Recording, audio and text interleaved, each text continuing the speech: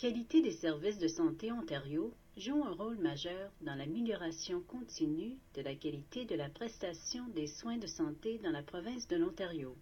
Depuis 2008, les conseillers en amélioration de la qualité offrent du soutien par l'entremise d'initiatives d'amélioration destinées aux équipes de soins primaires qui tentent d'améliorer l'accès aux soins primaires ainsi que l'efficacité de la prestation de leurs services. QSSO considère l'accessibilité comme l'une des 9 caractéristiques d'un système de santé à rendement élevé. On parle d'accessibilité lorsque les gens reçoivent des services de soins de santé appropriés en temps opportun en vue d'obtenir les meilleurs résultats possibles en matière de santé. Cela semble facile? Ce n'est pas toujours le cas. With open access, when we have to do something quickly, there is the time to do it. Let's say, for example, H1N1, we quickly needed to allocate some spots for immunizations, and sure, we all had breaks in our schedules where we could plug in these sessions.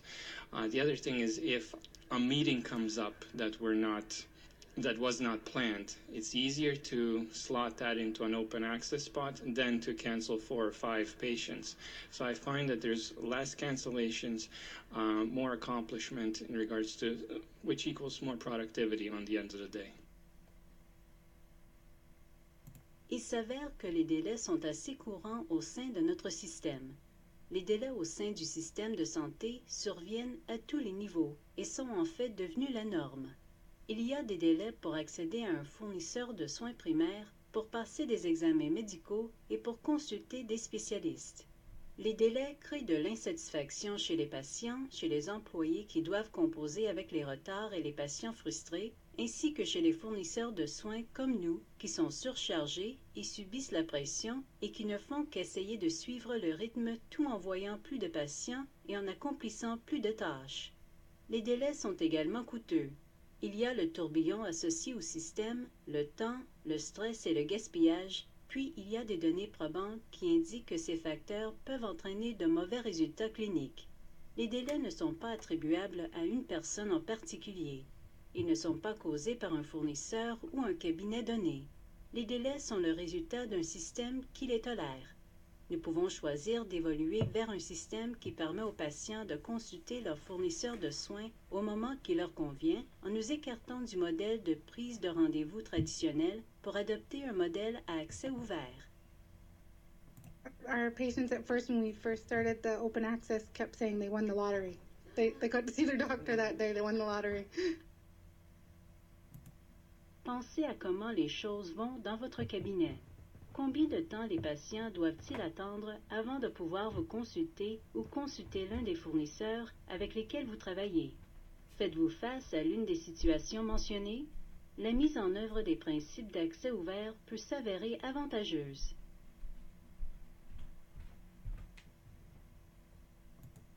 I had absolutely only a little idea before, but now I have an actual idea of real fact, real time of who I'm serving, who I'm not serving, and how best to develop the plan to help serve the community. It's the opportunity to do population health care in the community setting, an individual practice setting within the context of a team. It's been very exciting to hear the people respond to what I can see you today if I call today. They have been amazed that this is possible in this time of shortness in number of docs, number of healthcare providers, and yes, we still provide that. Alors, en quoi consiste l'accès ouvert? L'accès ouvert en matière de soins primaires consiste à fournir aux patients un accès rapide à des rendez-vous de routine prévus. Cet accès est habituellement mesuré en jours, entre le moment où un patient ou un client appelle pour demander de voir son fournisseur et le jour où il le consulte. Peu importe la raison de la visite, notre travail au sein de QSSO a mis l'accent sur la norme idéale de mesure qui est appelée Troisième rendez-vous disponible ou TRVD. Nous avons un slogan qui définit l'accès ouvert. L'accès ouvert permet de fournir un accès rapide et une continuité des soins. Voyez vos patients et ne les faites pas attendre. L'accès ouvert permet de réduire les délais avant d'obtenir un rendez-vous. L'accès ouvert permet aux patients de voir leur fournisseur de soins le jour qui leur convient. L'accès ouvert permet d'accomplir le travail d'aujourd'hui, aujourd'hui. L'accès ouvert permet de faire correspondre l'offre du fournisseur à la demande des patients. L'accès ouvert permet d'améliorer l'expérience des patients, des fournisseurs de soins et de l'équipe. Il vaut probablement la peine de clarifier ce en quoi l'accès ouvert ne consiste pas. Il ne s'agit pas de limiter la capacité des patients de prendre rendez-vous à l'avance en refusant l'accès. Ne demandez pas aux patients de rappeler pour prendre un rendez-vous. Il ne s'agit pas de donner la priorité à l'accès plutôt qu'à la continuité. N'envoyez pas votre surplus de patients à un autre fournisseur ou à une clinique sans rendez-vous. Il ne s'agit pas de faire travailler les médecins ou les équipes davantage ou plus rapidement. Il s'agit de mieux travailler. Il ne s'agit pas, certainement pas, de promouvoir la culture du sans rendez-vous. L'accent est mis sur la capacité de prendre des rendez-vous le jour même ou le jour qui convient au patient et non pas de se présenter à n'importe quel moment. Il ne s'agit pas non plus de déclencher une demande sans limite. Il s'agit de comprendre la demande actuelle en rendez-vous de manière à mieux la gérer. Normally, I end the day somewhere between an hour and a half behind schedule. Last week, first day of open access, I was half an hour behind at the end of the day, and I was thrilled. And I thought, just a fluke. And I was the same the next day, and the same the third day, and I couldn't believe it. Pensez à un accès selon un processus faisant appel à différents modèles ou possibilités. Selon le modèle traditionnel, nous avons tendance à prévoir un horaire plutôt saturé. Nous faisons du triage et de la réorganisation. Il existe plusieurs types de rendez-vous, notamment l'examen, le suivi ou la consultation initiale pour les nourrissons en bonne santé, ainsi que l'examen pour les femmes en bonne santé. Il tend à y avoir de longs délais. Cela entraîne souvent, involontairement, l'envoi de patients au service des urgences ou aux cliniques sans rendez-vous, ce qui génère en réalité une demande accrue puisque généralement, on redirige ces patients vers vos services.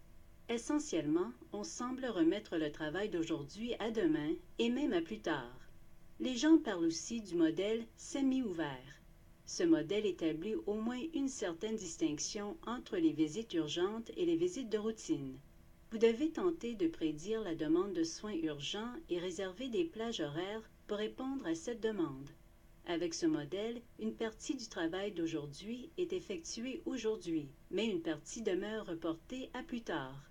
Les gens parlent aussi parfois du déni d'accès, lorsque la prise de rendez-vous à une date ultérieure est soit interdite, soit restreinte à une période précise, par exemple pour les 2 semaines à venir uniquement.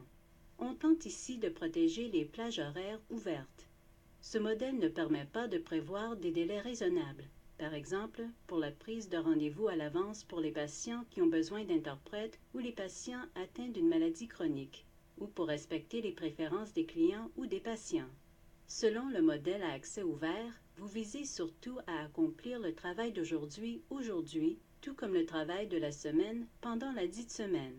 Cela signifie offrir aux clients des rendez-vous aujourd'hui ou au moment qui leur convient. Cela signifie vraiment de faire correspondre l'offre à la demande et de travailler efficacement. Ce modèle est plutôt axé sur le client que sur le fournisseur. Alors il ne s'agit pas de protéger le fournisseur, mais plutôt d'accomplir du travail le jour même de manière à préserver l'horaire du lendemain. La proportion de rendez-vous ouverts que vous allouez chaque jour peut varier et se fonde sur les données que vous avez recueillies au sujet de la demande quotidienne, de l'offre et des activités de votre cabinet. Les cabinets constatent souvent que la proportion de rendez-vous ouverts dont ils ont besoin le lundi, par exemple, est très différente de celle nécessaire le jeudi. L'accès aux soins peut être amélioré. L'un des éléments clés pour y arriver est d'essayer de comprendre et d'équilibrer la demande et l'offre. Essayez de définir la demande. La demande est habituellement le nombre de demandes de rendez-vous de la part de patients ou de fournisseurs de soins pour des suivis quotidiens, hebdomadaires ou annuels. Définissez l'offre, c'est-à-dire le nombre de plages horaires prévues dans l'agenda quotidien, hebdomadaire ou annuel du cabinet. L'élément essentiel de l'amélioration de l'accès est d'équilibrer la demande de rendez-vous avec l'offre de rendez-vous. Commencez par prendre en considération la demande et l'offre annuelle. Vous vous demanderez peut-être pourquoi nous évaluons d'abord l'offre et la demande annuelle. Il s'agit en fait de la meilleure façon d'évaluer si votre cabinet est en position d'équilibre ou non. Vous devez connaître votre capacité de servir le nombre de patients de votre patientèle en fonction du nombre de rendez-vous à faire. Le calcul de l'offre et de la demande annuelle est relativement simple. Vous devez d'abord définir les taux de consultation ou de consultation répétitive. Il s'agit du nombre moyen de fois que les patients de votre patientèle visitent la clinique ou le cabinet annuellement. Il est également assez simple de déterminer les taux de consultation ou de consultation répétitive. Divisez le nombre de patients individuels reçus au cours des 12 derniers mois par le nombre de visites effectuées au cabinet par ces patients au cours de la même période. Le parcours de chaque équipe pour améliorer l'accès et l'efficacité est différent, puisque chacune applique les principes et les concepts au style et à la structure de son cabinet, ainsi qu'aux populations de patients qu'elle sert. Examinez ces 3 études de cas qui présentent comment 3 cabinets différents appliquent les principes et les concepts menant à l'amélioration de l'accès. Notre première étude de cas porte sur un médecin qui exerce seul ayant une patientèle de 2100 patients, travaillant avec une infirmière autorisée et une réceptionniste à North Bay. Ce médecin offre toujours une bonne accessibilité, mais lorsqu'il s'est joint à l'initiative d'accès ouvert, il venait tout juste de revenir de 3 semaines de vacances, alors il avait accumulé un retard de 6 jours. Après l'analyse de la demande et de l'offre, les données ont indiqué que son cabinet se trouvait dans une position d'équilibre. Une fois son offre normale rétablie, son 3e rendez-vous disponible passait à 2 jours après les mois 2 et 3. Les données relatives au temps de cycle indiquent un temps d'attente minimal en raison de l'organisation centralisée du cabinet, mais le temps moyen qu'il passait avec chaque patient était de 10 minutes, ce qui confirmait sa perception. Il est alors passé d'un horaire de 15 minutes par patient à un horaire de 10 minutes par patient. Cette méthode a permis d'éliminer la partie nébuleuse de son processus de prise de rendez-vous, selon lequel la réceptionniste essayait de gérer les patients qu'elle intercalait entre les rendez-vous d'autres patients pour utiliser de façon productive le temps libre dont il disposait. Désormais, il a un horaire offrant des rendez-vous de 10 minutes et la réceptionniste prévoit les rendez-vous par plage de 10 minutes avec certains rendez-vous qui durent 20 minutes. Une plage tampon de 10 minutes est prévue toutes les 2 heures pour rattraper le temps perdu. Il a rapidement rattrapé le retard durant le congé des fêtes. Il a commencé l'année sans retard et son 3e rendez-vous disponible demeure à 0 depuis. Avec une patientèle de 800 patients, le médecin faisant l'objet de notre 2e étude de cas travaille au sein d'une équipe santé familiale du Nord et utilise les services de soutien d'employés paramédicaux, le tout sous le même toit. Elle a décrit un retard chronique d'environ 3 semaines au moment où elle s'est jointe au programme d'accès ouvert et d'efficacité. Elle travaille tous les jeudis dans une clinique pour les Premières Nations et soigne des patients dans la collectivité le lundi, le mardi et le mercredi. Elle est en congé le vendredi. Après avoir évalué les tendances de sa demande, elle a constaté que le lundi et le mardi étaient ses journées les plus occupées de la semaine, mais que la majeure partie de son offre pour ces 2 journées provenait des demandes reçues le jeudi et le vendredi de la semaine précédente. Elle a décidé de travailler le vendredi matin plutôt que le mercredi matin. Ce changement lui a donné une disponibilité considérablement plus grande en début de semaine. Mais son 3e rendez-vous disponible s'établissait toujours aux alentours de 11 jours. Elle a ensuite mis à l'essai la méthode de transmission des renseignements de suivi par téléphone plutôt qu'en personne. Elle a également travaillé avec plusieurs infirmières autorisées de l'équipe santé familiale afin de déterminer dans le cadre de quelle consultation elle pouvait aider. Par exemple, injection de vitamine B12, contrôle de la tension artérielle pour les patients atteints d'hypertension, patients diabétiques dont la glycémie est bien contrôlée, etc. Cette manière de procéder lui a permis de faire passer son 3e rendez-vous disponible à 7 jours au bout de 6 mois. Par la suite, elle a pris 2 semaines de vacances durant les fêtes et son 3e rendez-vous disponible est remonté à 10 jours. Les données relatives à la demande hebdomadaire indiquent que son offre est suffisante pour répondre à la demande, mais qu'elle présente un trop grand retard. En collaboration avec des experts de l'accès ouvert, elle a créé un plan de réduction des retards où elle a accepté de travailler toute la journée le mercredi pour rattraper le retard. Avec une patientèle de 1800 patients, notre 3e médecin travaille dans le centre de l'Ontario au sein d'un cabinet comportant 7 médecins, 3 membres du personnel infirmier et 4 employés travaillant à la réception centralisée. Comme dans notre 2e étude de cas, elle se retrouvait aussi avec un retard d'environ 2 semaines lorsqu'elle a commencé à mettre en application la méthode d'accès ouvert et d'amélioration de l'efficacité. Elle ne travaille pas le lundi. C'est pourquoi le mardi était toujours rempli à craquer avec une demande de 3 jours qui l'attendait. La réception a commencé à fixer les rendez-vous de suivi plus tard dans la semaine, les jeudis et vendredis matins, en laissant autant que possible les mardis après-midi libres pour répondre à la demande du lundi et du mardi. Son horaire comprenait 6 plages horaires semi-ouvertes chaque jour pour les problèmes urgents. Lorsqu'elle a commencé à appliquer l'amélioration de l'efficacité, elle a gardé ses plages horaires semi-ouvertes en place jusqu'à ce qu'elle soit prête à réduire ses retards. À ce moment, ces plages horaires semi-ouvertes ont été converties en plages horaires régulières que les réceptionnistes pouvaient réserver sans restriction. Sa frustration venait vraiment du flux de patients. Elle se sentait toujours pressée de passer d'un patient à un autre sans aucune pause. Elle utilisait son heure de dîner pour rattraper les retards ou pour intercaler les rendez-vous urgents. Lorsqu'elle a analysé son temps de cycle, elle a réalisé plusieurs choses. Son premier rendez-vous du matin était habituellement en retard lorsqu'elle avait des obligations personnelles le matin. Par la suite, toute sa journée présentait des délais. Son premier rendez-vous a alors été reporté à 9h30 plutôt qu'à 9h. Ensuite, elle a remarqué qu'elle était constamment dérangée par les réceptionnistes ou les infirmières pour les rendez-vous urgents à intercaler ou pour les directives relatives au suivi. Elle avait de la difficulté à dire non aux patients qui se présentaient avec leurs enfants qui avaient aussi besoin d'une consultation médicale. Elle a mis à l'essai différentes méthodes pour l'aider à respecter son horaire. Par exemple, des réunions flash sur l'heure du dîner pour passer en revue l'horaire et discuter des besoins des patients, ainsi que limiter les interruptions aux questions qui peuvent être résolues en 15 secondes ou moins entre les patients.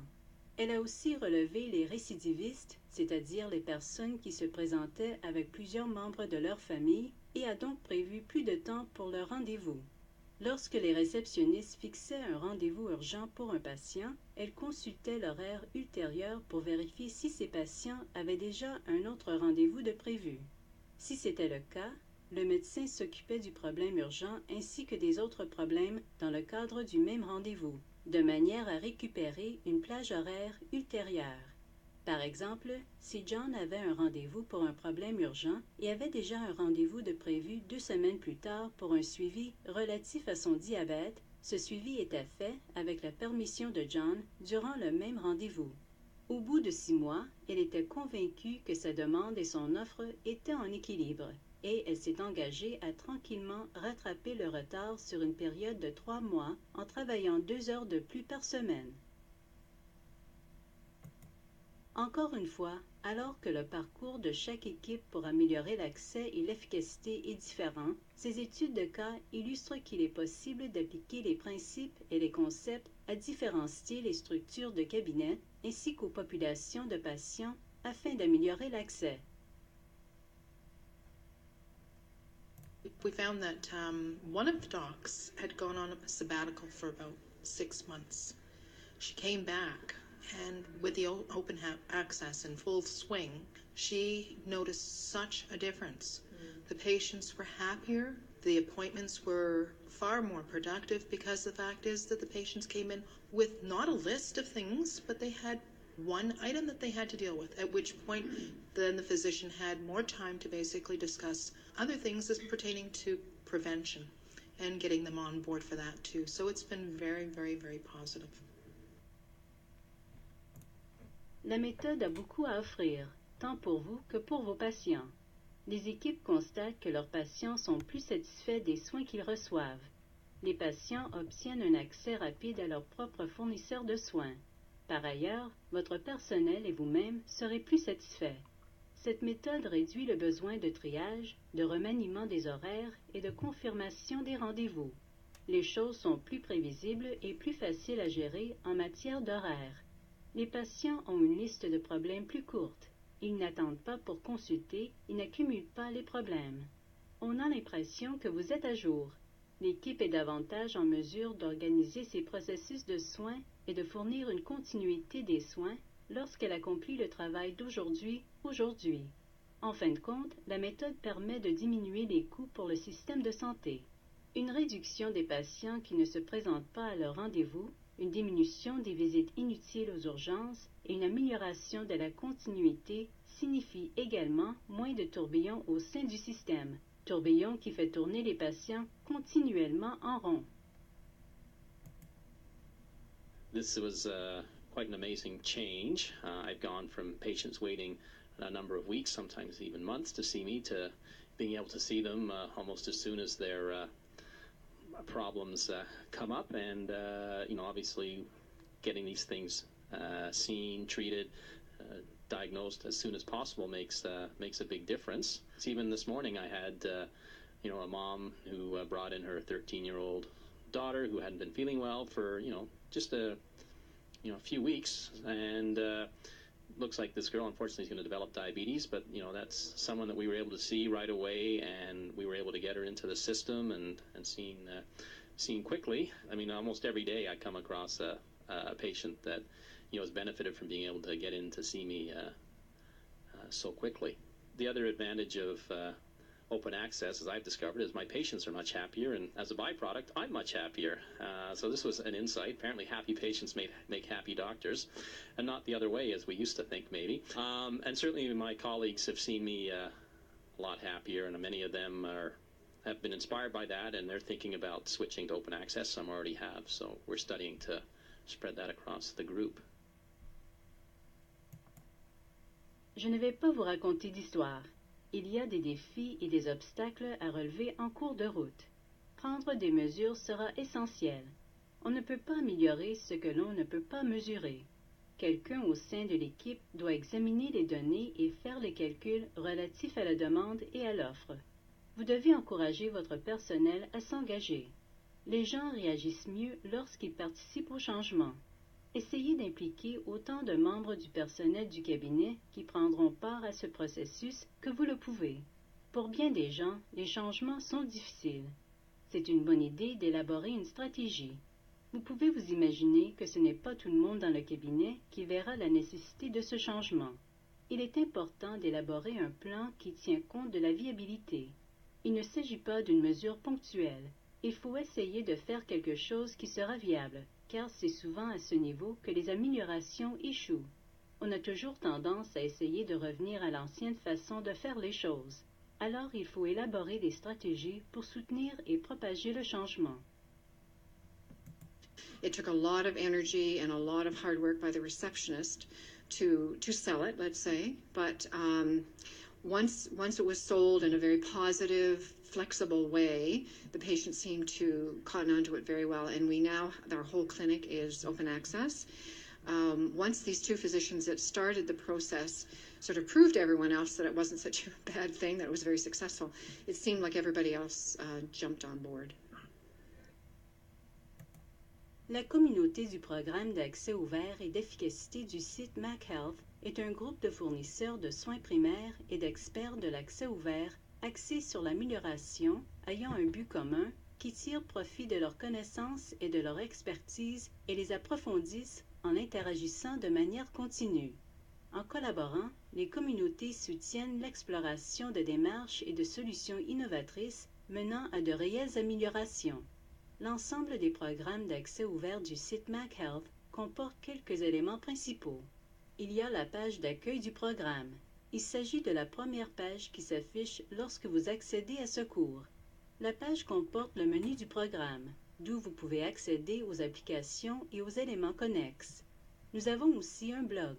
Consultez-le pour obtenir des conseils et des points de vue d'experts sur notre programme. Le forum est l'endroit où vous pouvez communiquer avec des collègues pour poser des questions ou discuter des différents obstacles et points de vue. Notre section ressources comporte des ressources exceptionnelles qui vous seront utiles durant vos démarches. Par exemple, le manuel sur l'accès ouvert et l'efficacité dans les soins primaires. Les ressources dont il est question dans chaque cours sont également disponibles sur la page d'accueil, là où vous avez accédé au module d'apprentissage individuel. N'oubliez pas de consulter le calendrier. La formation médicale continue, FMC externe, de l'Ontario College of Family Physicians comprend souvent des événements dont le sujet se rapporte à l'accès ouvert ou à l'amélioration de la qualité. Abonnez-vous à notre bulletin par courriel. De plus, nous offrons quelques programmes connexes clés. Consultez le site quality.machealth.ca pour connaître les autres programmes en ligne portant sur la qualité au sein du mouvement associé à la médecine familiale. Ces programmes sont tous fondés sur un modèle semblable d'amélioration en ce qui a trait au cycle de changement planifié, exécuté, étudié et agir que nous avons abordé brièvement aujourd'hui. Soyez également à l'affût de notre cours sur la prise en charge des maladies chroniques qui sera offert bientôt. Nous croyons que participer à la communauté du programme d'accès ouvert MacHealth comporte de nombreux avantages. En voici quelques-uns. Apprentissage du modèle d'amélioration ainsi que d'autres outils d'amélioration de la qualité et leur application à un domaine donné, dans le but, on l'espère, de transférer ses connaissances et ses compétences à d'autres activités de votre cabinet. Partage des tests de changement et des idées, des résultats, des défis, des stratégies, des succès et des ressources élaborées avec vos pairs dans le cadre de cette initiative. Mise en œuvre d'innovation. Création de nouvelles démarches ou révision d'anciennes démarches relativement à la manière dont les soins sont fournis. Amélioration au moyen de la prise de mesures régulières d'un ensemble de mesures communes qui indiquera si les changements sont effectués et s'ils entraînent des améliorations. Possibilité de partager ces changements avec des membres de la communauté MacHealth. Encore une fois, l'objectif global est d'accroître la capacité d'améliorer et de conserver l'accès et l'efficacité dans le secteur des soins primaires, ainsi que de propager les démarches d'amélioration vers de nouveaux domaines et auprès d'autres fournisseurs de soins primaires en Ontario.